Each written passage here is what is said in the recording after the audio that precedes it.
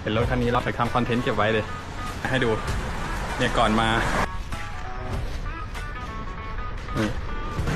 เราก็ชนมาแล้วก็จอดทิ้งไว้นาน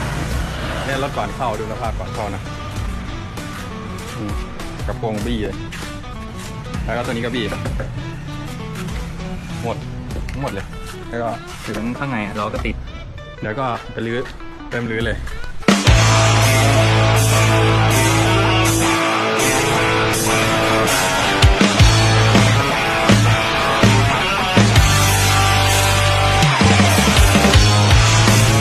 นี่รื้อเรียบร้อย